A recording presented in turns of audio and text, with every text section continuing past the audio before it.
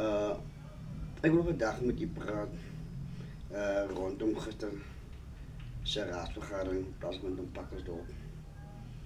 En waar die begroting bespreekt was. Wat door de volgende 2, 3 jaar zal geschieden. En ongelukkig voor ons als oppositie en dat wat ons voorgesteld het niet gerealiseerd nie. Want ons het duidelijk voor onze mensen gepraat. Maar die oermeerderheid in die raad het die stem gewen. Ja, hulle het 'n baie pragtige begroting geskets en uitgesaai op YouTube. Jy kan gaan luister daar. En baie mooi dingetjies aan ons mense hier buite beloof en gesê hoe die goedjies werk. En die persoon wat nie met dit werk nie en wat daarna sal luister sal dalk aanklank vind met dit wat gesê was.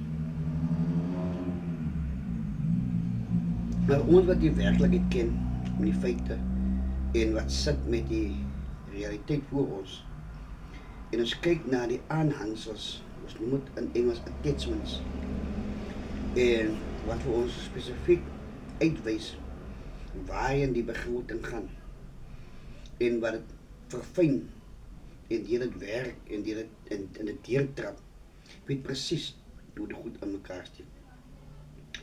Nou, dit is soort van is 'n koek en dan word die begroting verdeel. Nou grootendeels van daardie begroting gaan na siviel en tegnies toe, wat verstaanbaar is. Want infrastruktuur is baie belangrik. Dit is belangrik en dan moet gekyk word. En veral met die klomp mense wat in George inkom en dat wat ons huidiglik het wat nie almal kan akkommodeer nie. Ons verstaan dit. Maar soos ek sê, as jy gaan kyk na die bylaas, die byvoegings, die bydokumente in die begroting, dan gaan u sien groot gedeeltes gaan na siviel toe. En meeste van daardie begroting gaan na gebiede toe wat meer gegoed is. Ek het probeer kyk en ek het geloer en ek het weer deurgaan en weer en ek sien minimale bedrag vir Rosemore. Ek sien minimale bedrag vir Thembalethu. Ek is amper 100% seker ek het die Konwille gesien daar. Ek het minimaal gesien, miskien van Boortjies. Parkdien, ek kan nie recall of ek iets gesien het van Parkdien nie. Dit mag seker daar wees wat ek dalk mis kon kyk het, maar ek het nie gesien nie. Maar dit is die areas waar die DA infiltreer. En dan ons mense laat glo en hulle is daar vir ons mense. Maar die werklikheid weerspieël in hulle dokumente dat daar is min vir ons areas begroot. Ons sit met vloede wat ons nog deurgegaan het. Een van die items wat die PBI opgeneem het is, ons mense vra net vir 'n stukkie gangplas nog. Want ons is deur 'n erge skade, 'n erge vloed.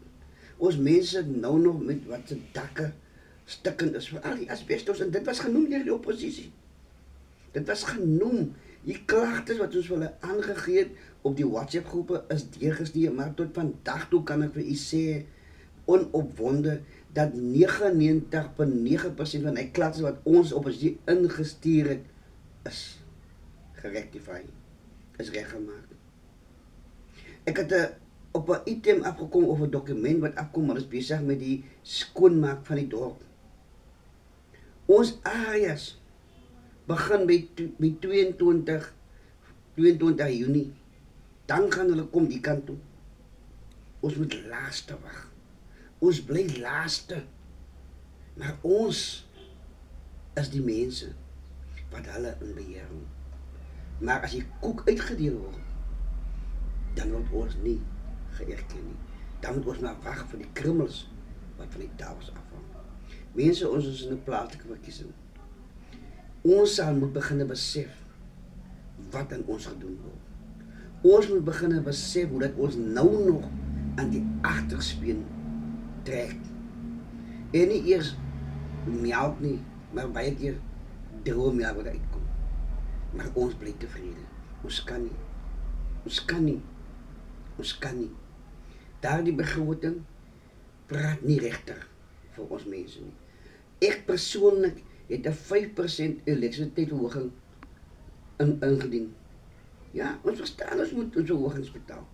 Maar verlede jaar se boekjaar tot nou toe het 'n aansienlike winsgrens getoon.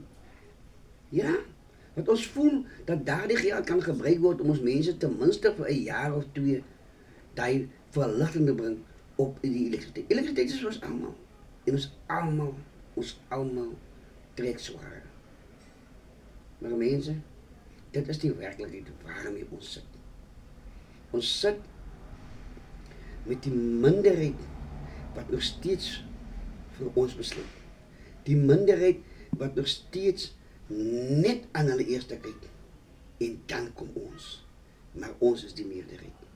So ek doen 'n beroep op almal vandag wat hierdie video sal sien, om in diepte te gaan en nie oppervlakkig te wil wees en te wil luister wat 'n DA Vryheidsfront Plus of 'n DPI vertel nie, maar dat in die werklike feite in die oë sal staar en sal sien wat nog steeds aan u gedoen word as 'n belastingbetaler. Hierdie jaar is 'n belangrike jaar. Want na die 4 November 2026, dat is weer vir 5 jaar. As u voel u wil nog steeds sit, waar u vandag sit in die omstandighede, dan moet u weet dat u verkeerde keuses maak.